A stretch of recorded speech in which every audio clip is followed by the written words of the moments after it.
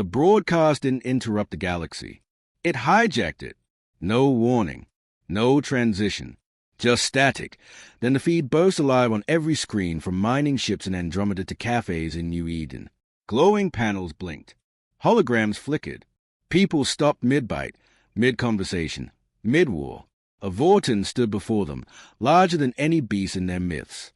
General Krerk, the Skull King of Vorta Prime, sat on a throne sculpted from the bones of fallen enemies.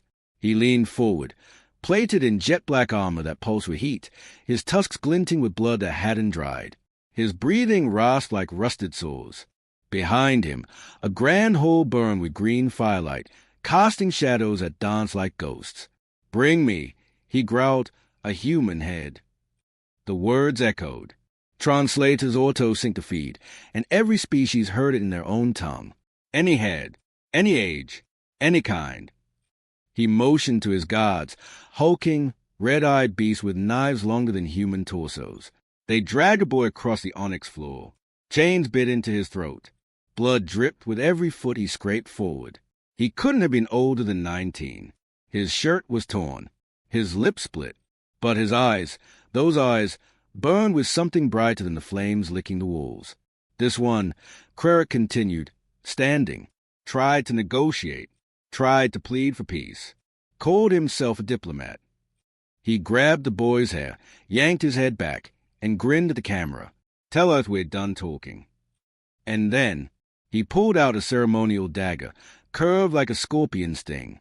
The boy whispered something. The audio was faint. The translators struggled. Then, suddenly, the words cut through like steel. "Earth doesn't beg." The blade plunged down. The screen went black. Galaxies held their breath. Across the far edge of the solar system, beyond Pluto's ice rings, beyond the last classified outpost of Earth's Black Op Command, something stirred. A cryo chamber hissed. Lights flickered red, and a man stepped into the world again.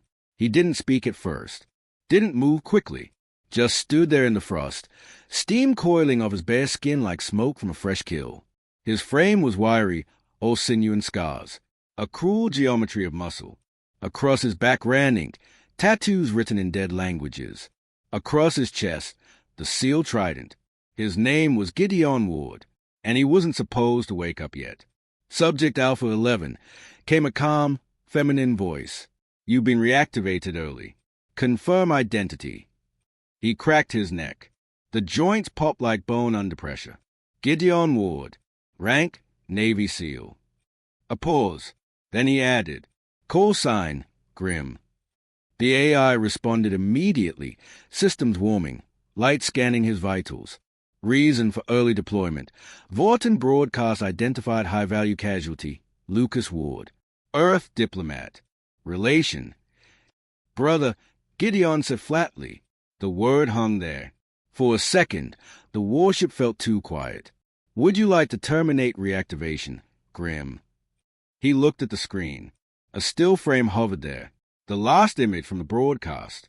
His little brother's face, swollen, blooded, but defiant, staring into the jaws of a monster. "No," Gideon said. "Bring up mission parameters." "No mission assigned. Earth is currently observing silence protocol. Galactic Command has not approved retaliation." "Override," Gideon growled. "Authorization required." He stepped forward, stared into the retinal scanner. The AI hesitated, then beeped softly. "Override accepted.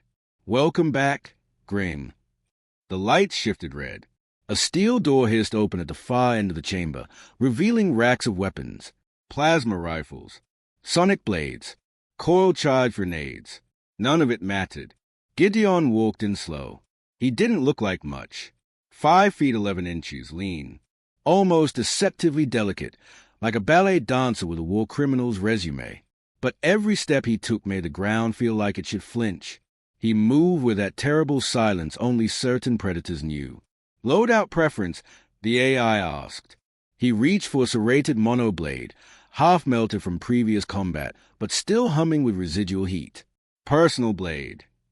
Next, a sword or plasma shotgun, wrapped in black tape, 4 slashes carved into the stock. Kill count from his last mission. Close quarters. Then a cluster of spike grenades, old gen, illegal in 5 quadrants. Banned for cruelty. Message delivery. Last, he pulled a small locket from a drawer in the corner. Opened it. Inside, a photograph. Lucas Ward, smiling. Piece metal on his chest. Fresh cut shoot. Clean face. Pure heart. He believed in talking, Gideon muttered.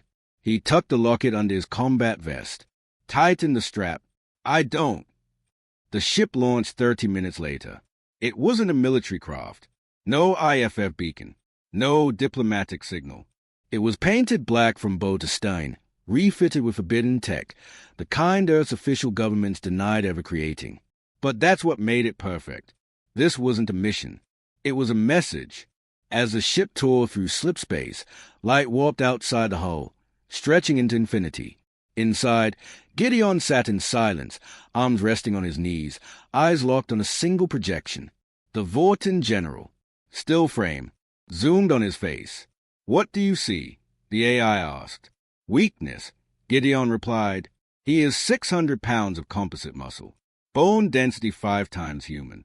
Tactical intelligence rating above average. Last encounter resulted in the deaths of 78 Marines. What weakness do you detect? Gideon didn't answer immediately. He leaned back, closed his eyes, and whispered, He hurt my brother. That's the weakness. At the edge of the Vorten system, alarms wailed. Planetary defense systems came online. Turrets rotated. Patrol ships scrambled. Unidentified vessel entering restricted space. An officer barked into the comms. No signal. No diplomatic beacon. No transponder. The Vorten commander of orbital defense scowled. Then destroy it. They fired. A dozen plasma bolts cut through the void. The ship didn't dodge. Didn't flinch. It took the hits and vanished into warp space again, reappearing within Vorta Prime's atmosphere, low, fast, screaming toward the capital at suicidal velocity. Impact in 20 seconds, someone shouted. The palace walls vibrated. Citizens screamed. Sirens howled. And somewhere beneath that chaos, General Krerk stood on his throne and watched the fireball come closer. A dark grin split his face. Another one, he laughed. Let them send more. He turned to one of his guards. Tell the executioner to sharpen the blade. I want another show for the broadcast. The ceiling cracked. Heat poured in, and through the smoke, a shape dropped. Small, human, and very, very angry. The crash didn't kill anyone, except the ones he wanted. The ship hit Vorta Prime like an iron fist from God. No transmission, no poly, just the sound of screaming plasma tearing through stone towers, and then the explosive crunch of steel on marble. The hull burst open. Fire spilled across the ceremonial courtyard, where hundreds of Vorten guards had gathered for another public execution, another show. There was no show today. There was only him. From the flames, Gideon Ward emerged, covered in soot, armored only in bone-stitched gear and rage. His blade, already drawn, glowed white from heat. His shotgun, smoking from use before the dust even settled. The Vorten guards, massive, tusked, armored in plates thick as tank hulls, charged. They died screaming. The first fell with its knee shredded by a spike grenade. The second had its chest caved in by a plasma slug at point-blank range. The third, Gideon didn't even look. He threw the monoblade behind him mid-stride, and it sang through the air before embedding hilt-deep into the alien's eye socket. Blood fountained. Bone cracked. Target identified, the AI whispered in his ear. A holo projection flared on his HUD. Top floor. Throne chamber. Sealed by 2-meter durasteel doors. Krerk. The name tasted like steel in his mouth. Gideon moved fast, shoulder-checking a dying guard into a fire pit and vaulting over the remains of a stone wall. No hesitation. No wasted motion. Every breath was calculated violence. Every heartbeat, another step toward revenge. Inside the palace, chaos reigned. Advisors scrambled. Priests of the Vorten blood cult tripped over their own robes. A child, barely old enough to hold a ceremonial dagger, screamed as a tower collapsed just beyond the glass. Firelight turned the once pristine walls into a dripping canvas of red and gold. Krerk stood still, unbothered, His armor hissed the servos engaged. His tusks flexed. His two-handed plasma axe, the Widowmaker, was already pulsing with heat. A trembling captain appeared beside him. The human is already inside. The upper holes are lost. His butchering. Krerk didn't answer. He reached forward, gripped the captain's face, and crushed it. Skull popped. Gore sprayed his gauntlet. He dropped the body like garbage. I asked for a head, Krerk snarled. Now one comes to deliver his own. Gideon didn't care about the history written in the walls. Didn't care about the obsidian statues, the bone chandeliers, the banners woven with the faces of conquered species. He blew a hole through the last reinforced door using a pressure charge, stepped through the smoke, and left two guards switching behind him. Heads removed, clean, quiet. He was close. The holes narrowed. His shotgun clicked empty. He dropped it without a word, pulled the blade free from a corpse's spine, and continued. Then came the last door. Thick, silver-plated, decorated in the skulls of humans. Lucas wasn't among them, but he recognized the eyes on one. Sergeant Harris. SEAL Team Omega. MIA for 7 months. Gideon didn't feel rage. He felt focus. He stepped into the throne chamber and met the devil. Krerk stood at the far end of the hall, flanked by flaming pillars, his silhouette massive against the blood-colored sun shining through shattered windows. His breath steamed in the cold. His smile was pure predator. I expected armor, Krerk said, voice deep enough to shake the air. Didn't need it. You're the brother. Gideon nodded. I watched him die, Krerk continued. Watched the skin melt from his face. Watched your bloodline scream. And I drank to it. He lifted the Widowmaker axe with one hand, resting it across his shoulders. Do you know how many humans I've killed? Gideon took one step forward. Do you know how many SEALs you've killed? He replied. Krerk paused. Only one. Gideon's voice dropped to a whisper. Exactly. Then they charged. No ceremony. No warning. Just war. Krerk moved like a collapsing star. Violent, massive, impossible to stop. His axe tore through air with a plasma trail, screaming its own war cry. Gideon ducked under the first swing, rolled left, planted a spiked charge into the ground behind him. He baited the giant into stepping back. The charge detonated, blasting stone into Krerk's legs and staggering the brute for half a second. It was enough. Gideon darted forward, blade first, aimed for the tendons behind the knee. Struck. Metal screeched. Sparks flew. Armor too thick. Krerk turned with a roar, caught Gideon mid-lunge, and slammed him into a pillar. The room cracked. Pain. Real pain. Something in his ribs broke. But Gideon didn't scream. He twisted in Krerk's grip, drove his elbow into the beast's throat, and dropped just as the plasma axe came around again. Missed him by inches. Cut through the pillar like butter. Vitals dropping. The AI warned. I'm not dead yet, he whispered, spitting blood. Gideon pivoted behind Krerk. Aim blow. Slammed his foot into the back of the Vorton's ankle. The giant staggered, and Gideon climbed him like a beast, jumping onto his back, stabbing over and over at the base of his skull. Krerk howled, slammed backward, hit the wall hard. Gideon grunted.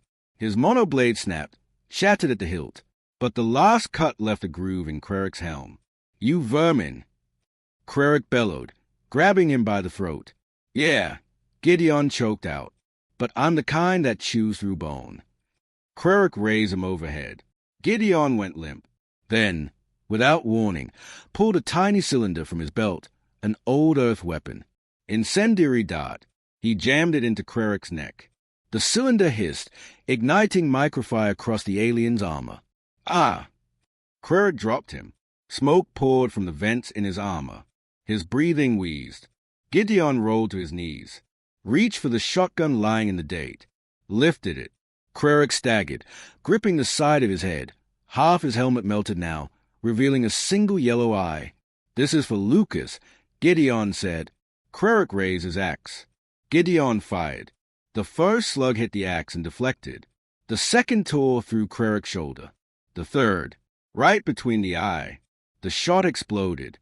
The giant reeled back, half his head gone. He dropped to his knees and fell face first, into the throne steps. Silence. The flames hissed behind them. The AI spoke softly. Target eliminated. Gideon didn't answer. He stepped forward. His ribs felt like they were filled with glass. Blood leaked from his mouth. But he kept walking. He stood over the body of the monster who killed his brother and reached for the skull. The blade hissed as it cut through cartilage. Gideon Ward knelt in the ashes of the throne room, one hand gripping the Vorten general's hair, the other slicing clean through the last ligaments holding the skull to the spinal column. The axe was still nearby, twitching slightly from the dying nerves in Krerk's fingers. The mighty warlord of Vorta Prime lay in a pool of his own liquefied brain. Half his helmet was still fused to the remains of his cheekbone. His eye, what was left of it, stared into nothing. Gideon ripped the skull free with a wet pop. The sound echoed through the chamber like a war drum. Tactical assessment. Target has been neutralized, the AI confirmed. Would you like extraction? Gideon didn't answer. He turned the skull over in his hands. Massive, dense, yellow bones soaked in black-red blood. Trophies from dozens of species were still wired into the jaw, remnants of Krerk's past victories. Gideon stripped them away one by one, tossed them aside like trash, and reached for the serrated blade strapped to his thigh. He began carving. Slow, precise. He wasn't just taking a trophy. He was rewriting history. Outside, the Vorten Palace burned. The explosion from Gideon's crash entry had ruptured the central power conduits. One entire wing was caved in. Smoke coiled into the sky, painting the golden dusk of Vorta Prime in streaks of war black. The civilians gathered in silence across the city square. Tens of thousands. No one dared speak. The palace had always been untouchable. Its guardians, Kraka's elite, had butchered entire riots without mercy. But now, the sky glowed with fire, and their god king had stopped roaring. From the palace gates came a shadow. Human, bleeding, half-naked, wearing something on his head. Gideon stepped through the fire like a ghost. His combat vest was torn to ribbons. His left arm was slick with blood. The shotgun was gone. The monoblade, shattered. A dozen cuts lined his ribs like whip scars. But he walked tall. His face was calm, almost serene. And on his head, split jawbone secured around his chin, crown carved from raw skull, sat the remains of General Krerk. Cleaned, fused, crowned in its own defeat. The crowd didn't breathe. Not a single Vorten moved. Gideon scanned them, these towering, muscular beasts who once laughed as humans begged for mercy. Now they shook in silence. "You wanted a head," Gideon said, his voice echoing through the war-scorched square. "So I brought one." He ripped Krerk's spinal cord from his back, a slick length of vertebrae, still dripping, and held it high like a banner. "You asked for war," he snarled, "and all you got was me." He threw the spine into the crowd. It landed with a sickening thud at the feet of a Vorten elder, splashing blood across his ceremonial robes. The elder collapsed to his knees, not in prayer, in terror. Elsewhere on Vorta Prime, the news spread like flame through dry brush. Military outposts went silent. Barracks emptied. Priests began burning the banners bearing Krerk's face. Citizens painted over his name. Every statue cracked was left unrepaired. Within hours, the entire structure of power began to rot. But Gideon didn't stay to see it. He had other places to be, other monsters to kill. He vanished into the smoke. Back on the ship, the AI spoke softly as it lifted from the scorched palace yard. "Grim, your vitals are unstable. Blood loss severe. Internal bleeding suspected." Gideon lay strapped into the med chair, shirtless, staring at the ceiling. "Good," he muttered. "Why is that good?" the AI asked. He closed his eyes. "Means I didn't go soft." Pain carved across his chest with every breath. He liked it. It reminded him that he had survived. That Krerk didn't. "Would you like me to notify Oath of your success?" "No," Gideon said immediately. "They'll spin it into a headline, turn it into a negotiation tactic. Or worse, make me some damn martyr. Then what should I do with the footage?" He looked at the broken visor of his helmet resting nearby. It had recorded everything. The slaughter, the duel, the skull. Gideon reached over and tapped the side of the AI console. "Play it," he ordered. Earth. 1 week later, the Galactic Council met in orbit above Europa. 35 alien representatives sat in their crystalline thrones, cold-blooded rulers from fire planets, gas giant empires, and deep void syndicates, all waiting for Earth to grovel. After all, Krerek had demanded a human head. Surely, they thought, Earth would beg forgiveness for not offering one. Instead, a screen flickered on. No sound at first, just fire, screaming, smoke. Then came the figure. Human, shirtless, scarred, blood-slick, wearing a Vorten skull like a crown. One representative choked. Another leaned forward and whispered, "Is that?" The image showed Gideon raising Krerek's spinal cord like a war banner. Then it cut to black. Message received. Came Earth's only reply. The council went silent. For the first time in decades. Vorta system. 3 days later. In the ruins of the palace, a small child wandered alone. She'd seen the fight from a rooftop. Seen the man with fire in his eyes carved through gods like paper. Now she knelt near the melted stone where Krerek's throne had once stood, and found a single object left behind. A photograph. Cracked. Burned at the edges. It showed 2 brothers, smiling, standing side by side in formal dress. One wore a peace envoy medal. The other wore combat gear. She stared at it for a long time, then slipped it into her pocket, and walked into the rising dawn. Somewhere beyond Jupiter, Gideon sat in silence, eyes half closed, as the ship coasted through the void. He was healing, slowly, painfully, but he didn't stop sharpening his new blade, forged from Krerek's armor. Short, brutal, perfect. Another message received from Earth. The AI said, "Ignore it. They want to give you a medal." He laughed. "Bitte, hello. Tell them to give it to Lucas." The AI was silent for a beat. Then, "Where to now?" Gideon didn't answer right away. He turned his head, looked at the stars streaking past the cockpit window. Somewhere out there, more monsters waited, more tyrants, more broadcast-demanding heads. Earth wouldn't respond. They were still playing politics. But Gideon, he didn't play. "Who's next?" he whispered. Vorta Prime didn't recover. It rutted. In the 3 weeks following General Krerek's death, the once mighty empire fractured like porcelain under a hammer. Warlords turned on each other. The Blood Priest declared the God King's death a divine punishment. Civil war erupted before the ash settled. And still, across the galaxy, one name passed from tongue to tongue, quiet, urgent, almost sacred. Grim, the human who wore death-like armor. The soldier who walked into a palace of gods and walked out with skull on his head. But while the galaxy whispered, Gideon Ward didn't rest, because his war hadn't ended. It had only begun. The ship floated in silence between star systems. Inside, Gideon sat at the tactical console, eyes red-rimmed, jaw tight. His ribs were still taped from the fight on Vorta Prime.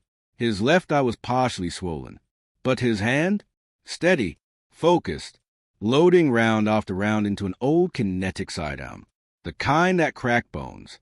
The kind he trusted. Incoming transmission. The AI chirped. Source. Encrypted. Bounce relay through 5 dead satellites. Signal origin uncertain. Gideon narrowed his eyes. Play it. The screen glitched. Then a hooded figure appeared. Humanoid, voice masked, background dark. If you're hearing this, then Krerek is dead. And if Krerek is dead, the others will come. Not for vengeance. The voice paused. For you. Gideon said nothing. The transmission continued.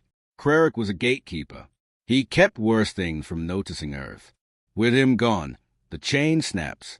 The old guard, extinct. Now the collectors will rise. Gideon leaned forward.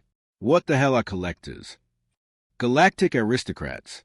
The real power behind the council. They don't fight wars. They harvest civilization for entertainment. Harvest. Genocide. Systematic. Broadcast. They take planets, turn them into sports. Humans were too minor to notice. Now you've made them curious. The message ended. Silence returned. Run deep scans. Gideon muttered. Look for collector signals. Anything related to Earth. The AI hesitated. One anomaly found. A signal classified. Earth origin. Piggybacked off a collector's subnetwork. Show me. The screen flashed again. And then Gideon froze. It was Lucas. Not a broadcast. A recording. Dated 7 days before his execution. He sat in a holding cell, bloody, cuffed, but smiling faintly. If this gets to you, Gid, I know what you're about to do. And I want you to know I forgive you. For everything. You were always a blade. I was a shield. But this galaxy, it doesn't deserve your mercy. Lucas looked straight at the camera. So don't give them any. Static ended the feed. Gideon sat back. His chest heaved once. Then he stood. Plot a course. He ordered. Destination, the AI asked. The closest collector world. Warning, you are likely to die. He grabbed his new blade, short, thick, forged from Krerik's armor, and clipped it to his hip, not before they bleed. Collector world, Argos 9. Argos 9 wasn't a planet. It was a stage. Orbiting a dead sun, the world was engineered for spectacle, built from asteroid debris and reinforced alloys, forming arenas, cages, coliseums that stretched for miles. Ships hovered above like spectators, thousands of species watching through broadcasts. At the center, the bleeding cage. Today's match? A child, human, 12 years old, naked, shivering. Across from him, a 6-legged reptilian war beast foamed at the mouth, snarling in hunger. It wore a collar with a camera, transmitting every movement to the audience. A voice echoed from speakers above. Today, we test Earth's courage. A young whelp versus the pride of Savok's hunting caste. Laughter roared across the channels. The child wept, but then the light shattered. Not dimmed, exploded. Screams rippled across the arena. Then fire. And from that fire, a figure dropped from the ceiling. One man, covered in ash, wearing bone armor, holding a blade that pulsed with hate. He landed between the child and the beast, catching the thing mid-charge, and twisted, driving the blade straight through its throat. It didn't roar. It gurgled, and collapsed in a heap at Gideon's feet. He turned to the cameras, and said 3 words. Earth doesn't beg. Then he activated the spike pack on his chest, charged toward the arena gates, and began slaughtering everyone. The slaughter show. Collector guards were not weak. Gene-forged, neurolinked, equipped with shock rifles and adaptive shields. But they weren't prepared for him. Gideon moved like something born from a nightmare. No armor could stop his blade. No tactics could predict his rage. One guard tried to flank him. Gideon snapped his leg sideways and shoved a grenade into his mouth. Another raised a full shield. Gideon leapt over it, drove his blade through the eye slot, and kicked the corpse into a second guard. Blood slicked the ground. Screams echoed in every language, and every second of it was broadcast. Collector elites, watching from orbit, froze in their palaces as a footage cut from cheering audiences to pure carnage. One of them whispered, "He's broadcasting us back." It wasn't a fight anymore. It was a lesson. Command tower, minutes later. Gideon stormed the upper spire of Argos 9, leaving a trail of corpses behind him. He breached the control center with a shaped charge and found 6 administrators waiting, robes soaked in jewels, skin metallic with genetic enhancements. They didn't fight. They tried to beg. You don't understand. This is tradition. We honor warriors. Your people were forgotten. You made my brother performance. Gideon raised a bone blade. Now it's my turn. 6 heads hit the floor within seconds. He stepped over their corpses, found the main console, and activated the arena's global broadcast function. Cameras rolled. Billions of eyes tuned in. He stood in the blood of the slavers. Behind him, flames swallowed the tower. To every world watching, he said, "Remember this, you came for heads." He looked down at the child still standing in the cage below. Alive. Safe. You send monsters. Gideon's eyes locked on the camera. We send one man. Aftershocks. Argos 9 fell within hours. The collective broadcast was hijacked and relooped across the known galaxy. What was once a symbol of humiliation became a warning. A single human, cutting down an empire of entertainment. Some races cheered, others mourned the collapse of their viewing markets. But those in power, they began to panic, because Grimm wasn't a myth anymore. He was a movement, and he wasn't done. 10 worlds fell, not to armies, not to nukes, to one man. They called him Reaper, Ghost, Wrath Incarnate. But every report boiled down to one word, whispered on every comms channel, choked out by dying warlords, etched into walls with blood. Grimm. Gideon Ward didn't wage wars. He ended species. The collectors tried silence first, censored the broadcasts, blocked interstellar networks, bribed news syndicates. It didn't work, because the broadcasts kept coming, and everyone showed the same thing. A human, covered in ash, wearing the skull of a galactic general, a blade forged from God Kings, and dead silence behind his steps. Deep space, collector war chamber. Inside a chamber of black stone orbiting a neutron star, 13 collector lords gathered in their last sanctum, the most powerful beings in the known galaxy. Skin of diamond, thought shared across a neural mesh older than no sun. One spoke through thought. He is destabilizing everything. Another, if this spreads, the human species will become uncontainable. They had tried assassins. They had tried gene hunters, mercenary fleets, psychic burners. None returned.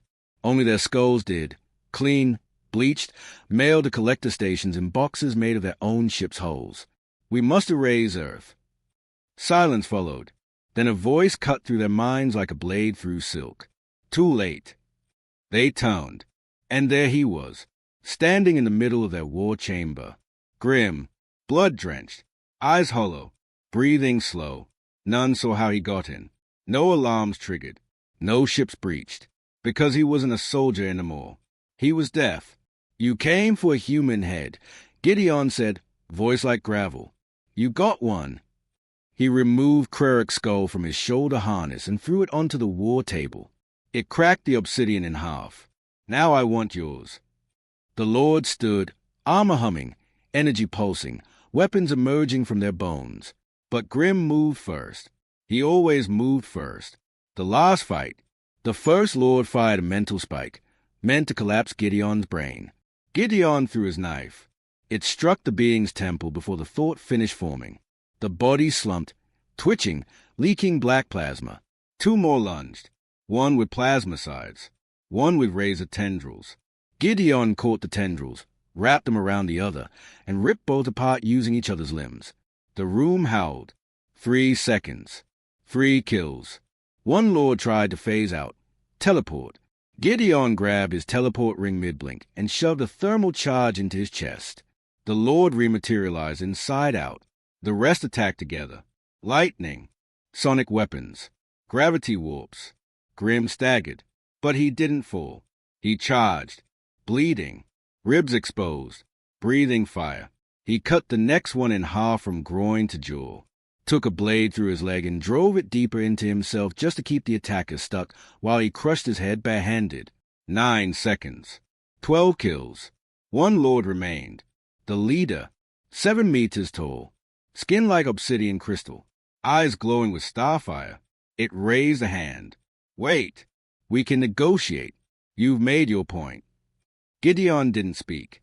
He limped forward, one leg dragging, breathing ragged. You don't have to destroy us. You've proven you're more than human. Gideon stopped. You're right, he whispered. The Lord relaxed. For half a second.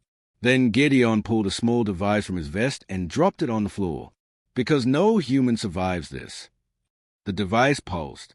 A self-forging quantum singularity, a black hole bomb, illegal in every system, capable of collapsing a star. It began to hum. What have you done? Gideon looked him in the eye. Lucas sends his regards. Then he tackled the collector through the wall, and the chamber exploded in a flash brighter than creation. Earth, 2 months later. No one knew what really happened inside the collector sanctum. The blast destroyed 5 systems. Time collapsed in the surrounding area for 26 minutes. But the galaxy knew one thing. The collectors were gone. Their networks died. Their fleets went dark. And Earth rose, not through war, but through fear. No one dared touch them again. Ambassadors were sent with gifts. Treaties signed without resistance. Whole systems bowed to Earth's terms before humans even asked. And every child in every corner of the galaxy grew up hearing the same story. If you hurt a human, Grim comes for you. One final transmission. Inside a hidden vault beneath the old remains of Fort Bravo, a message blinked on a console marked classified. Gideon Ward Archive. The screen crackled, and a voice played. Gideons, if anyone finds this, I'm probably dead. Good. Because I'm tired of bleeding for people who treat kindness like weakness. I watched them take my brother. I watched them laugh. And I gave them a war they'd never forget. But let me be clear. I didn't do this for medals. Or revenge. He paused. I did it so the next human boy never begs on his knees. A long silence followed. Then the audio ended. Below it, one final text appeared. Gideon Ward, MIA. Call sign, Grim. Status, Legend.